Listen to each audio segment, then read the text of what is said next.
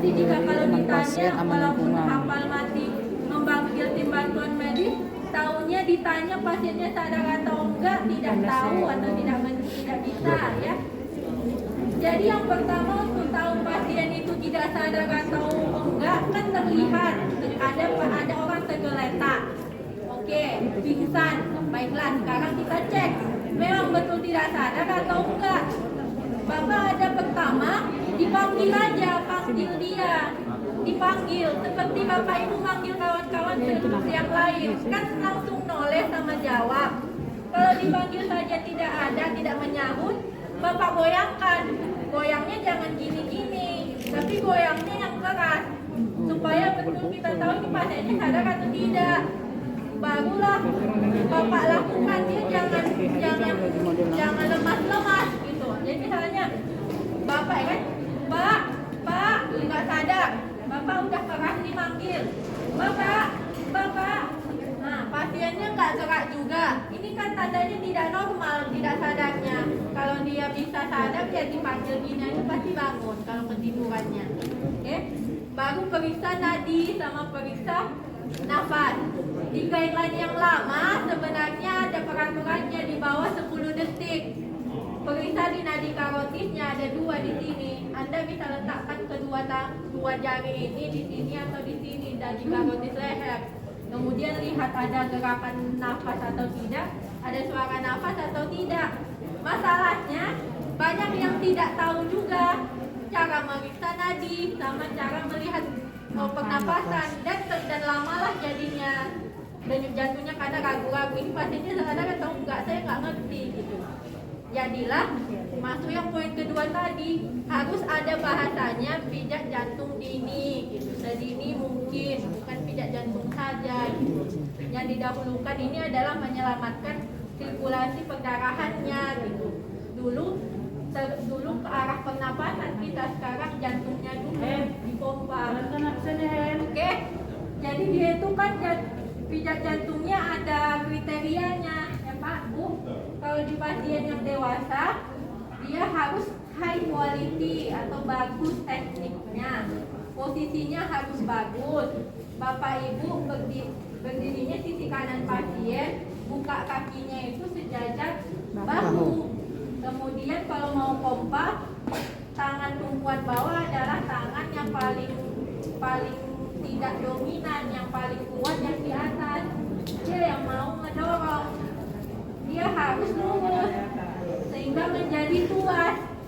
Nanti kalau diperagakan ternyata aneh pompanya kan malu tenaga kesehatan sama yang bagian rumah sakit ya. Lokasinya di setengah bawah tulang dada.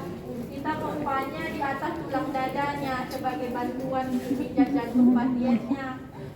Bapak harus lakukan, dia mengkapit seperti ini, nggak boleh ngulek-ngulek, nggak boleh gini, dia harus mengkapit seperti ini ya. Kuat aja pegang, misalnya tangan kanan saya dominan kanan paling kuat, jadilah tangan kiri saya di bawah, terus tangan kanannya di atas.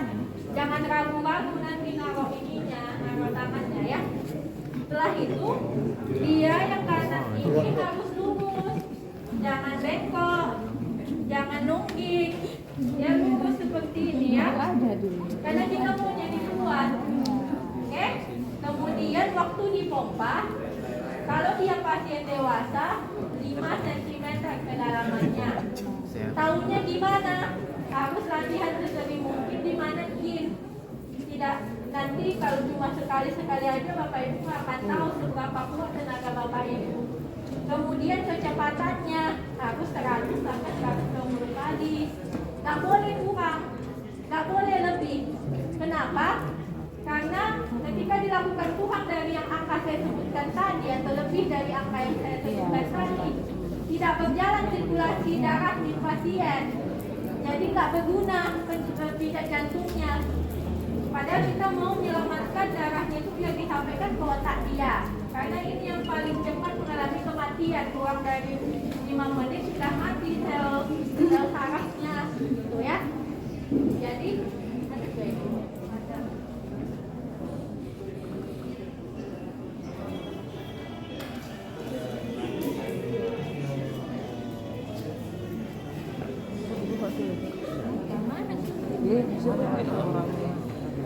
Saya mau tanya, ini posisinya nggak dirapin dulu gitu, misalnya pasien Memang pijat jantung pada pasien hamil tidak akan maksimal, tapi sebisa mungkin memang seperti itu.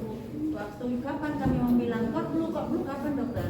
Dia seharusnya disarankan tidak hanya satu penolong ketika kejadian. Kita kan rame ceritanya, rame, salah satu langsung nelpon, rantai kedua langsung dilakukan sama penolong yang lain. Jadi yang satu harus proaktif, langsung nelpon, dia tahu. Yang satu lagi yang melihat proaktif pula, oh dia udah nelpon nih, saya langsung melakukan pijat jantung diri. Sebaiknya tidak ditunggu dulu gitu, walaupun memang berurutan, enggak ya. Jadi jangan kayak diam-diam pasif seperti itu. Ada muncul tiba-tiba jatuh, langsung lari, teriak, panggil tim konflu. Yang lain langsung proaktif memposisikan pasiennya, dibuat lurus untuk siap-siap melakukan pijat jantung ini. Sebenarnya dia ada teknik 2 penolong dan teknik 1 penolong. Jadi seandainya kita pakai 2 penolong, skenario-nya ada 3 orang. Satu pertama langsung nelpon kodlu atau manggil kodlu, yang kedua langsung memposisikan pasien, satu pijat jantung, satu untuk membuka jalan nafas, seperti itu.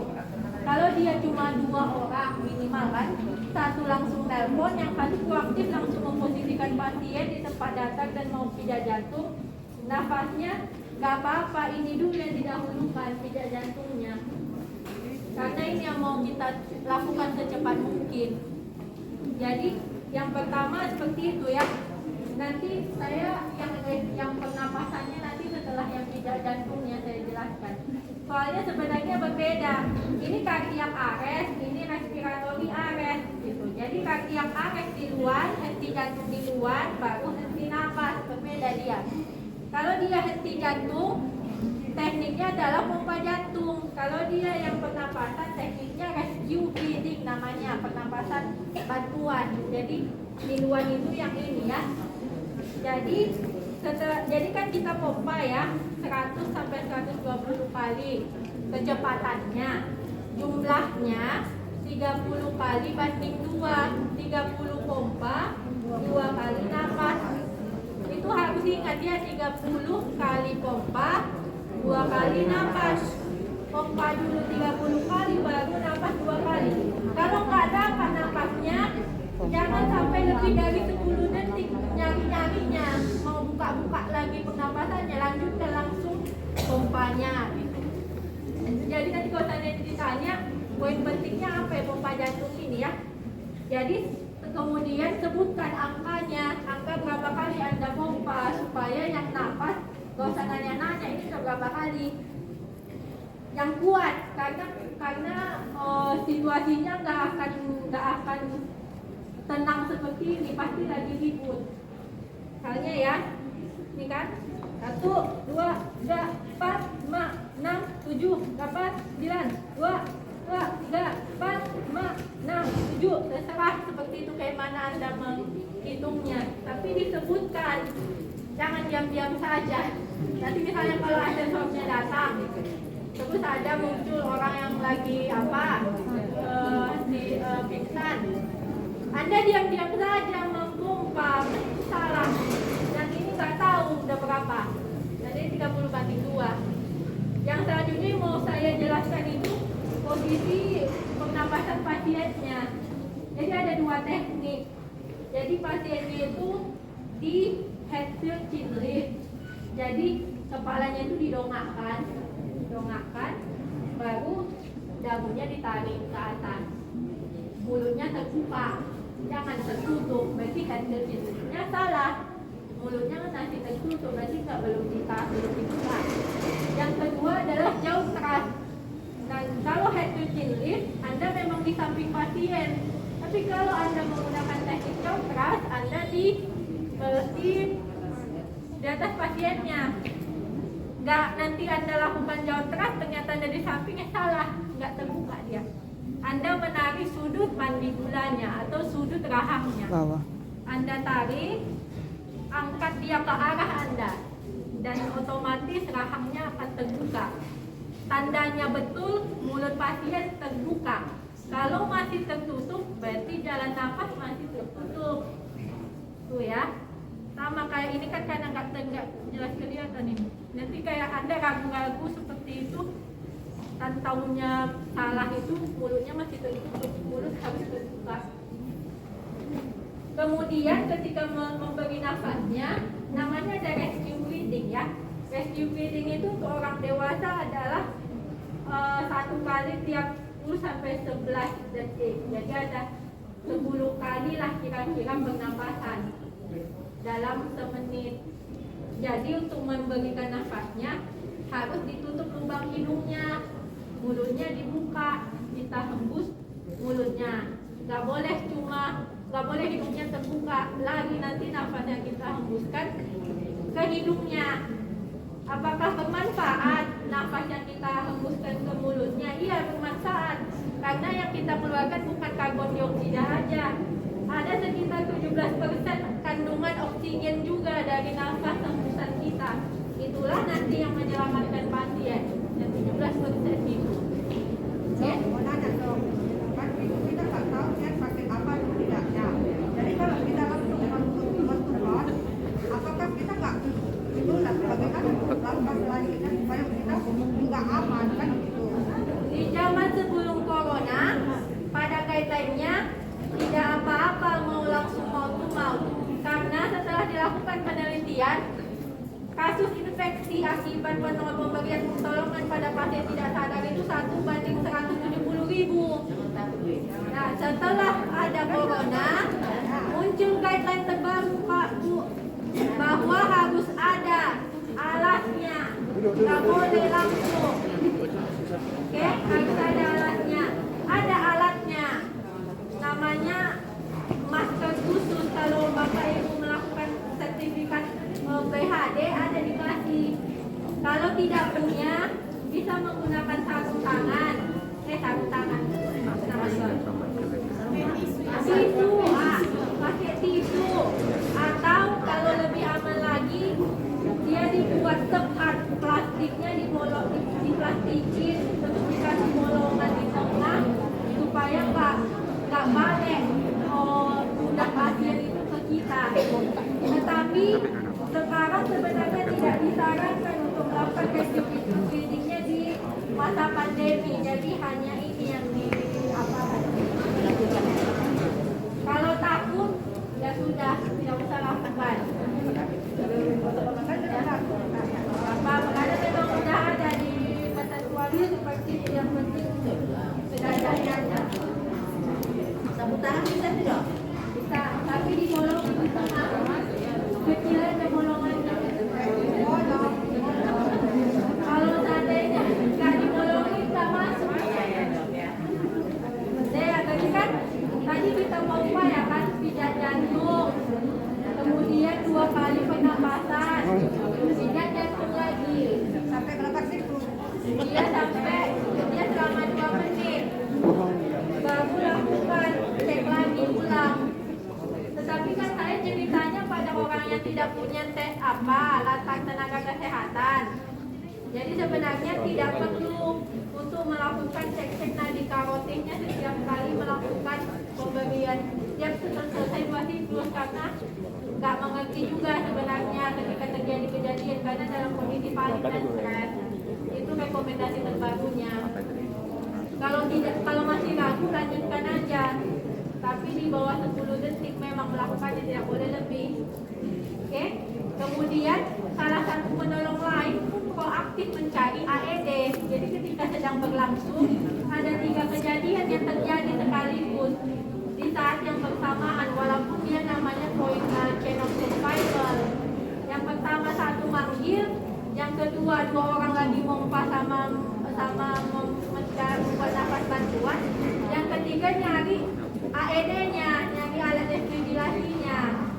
Jadi itu bertiga ya sekaligus. Barulah diambil secepat mungkin, terus dipasang ke pasiennya AED-nya. Ada instruksinya di kotak AED-nya itu mau di mana, ditempel elektrodanya. Lalu nanti AED-nya dihidupkan, dia yang mendorong sendiri apa instruksi yang dilakukan. Itu terus dilakukan sampai tim bantuan medis Tapi jika tim bantuan medis tidak datang bagaimana? Kan sudah lama, sudah jalan macet. Jadi itu pun mungkin telepon nggak diangkat. Jadi ada kapan kita bisa menghentikan teknik pijat jantungnya? Pertama, kalau pasiennya sudah sadar, otomatis tidak perlu dipijat jantung lagi. Yang kedua, bapak ibunya capek. Karena keselamatan penolong masih lebih diutamakan dibanding membahayakan diri sendiri akibat menyelamatkan orang lain. Oke? Tapi kalau kita bahasnya yang lanjutan untuk para tim dokter dan tim konflu, dia 30 menit ke atas itu melakukan semuanya.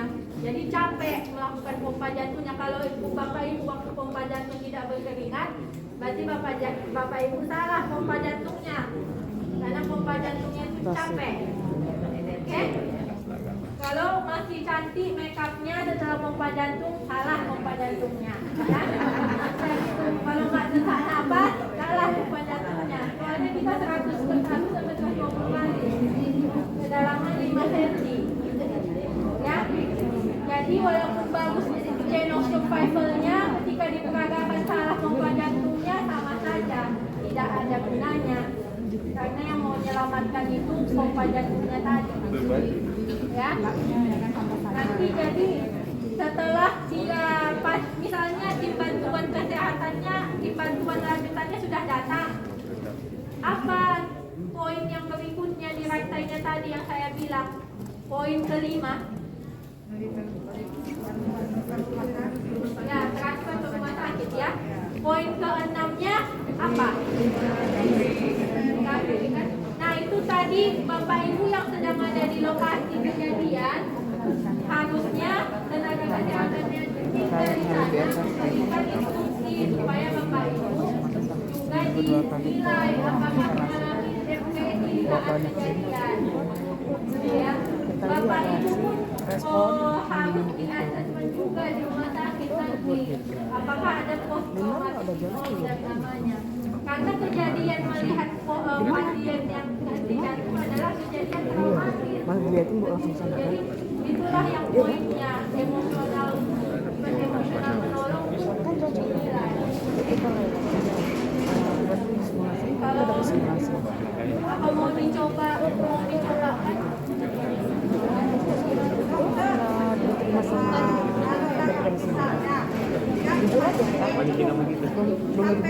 Mana lagi yang melakukannya itu?